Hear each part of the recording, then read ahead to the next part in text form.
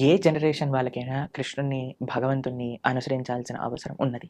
హ్మ్. ఎలా అయితే మనకి ఓషన్‌లో ఉండే బోట్స్‌కి మీరు లైట్ హౌస్ అని ఉంటుంది తెలుసు కదా! అక్కడ ఆ! నుంచి లైట్ వస్తుంది. ఆ అవును. లైట్‌ని చూస్తే వాళ్ళకి ఎక్కడికి వెళ్ళాలి అనే విషయం అర్థమవుతుంది. అర్థమవుతుంది.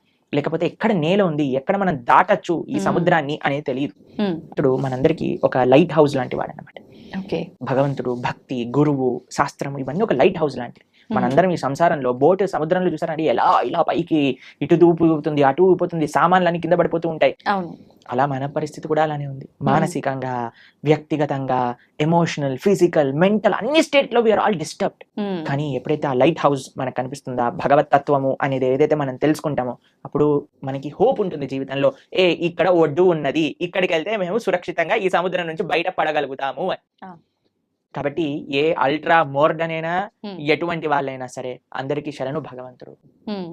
కాబట్టి ఎప్పుడైతే ఆ కేంద్రం మనకి ఉందో జీవితంలో మంచి హ్మ్. ధర్మం, సమాజ సేవ, దేశ సేవ, భగవత్ సేవ అనే కేంద్రం వైపు ఎప్పుడైతే మనందరం నడుస్తామో అప్పుడు ప్రతి ఒక్కళ్ళలో ఆధ్యాత్మికత, ఆ ఆనంద భావన అనేది కలుగుతుంది. కానీ ఓకే. ఇప్పుడు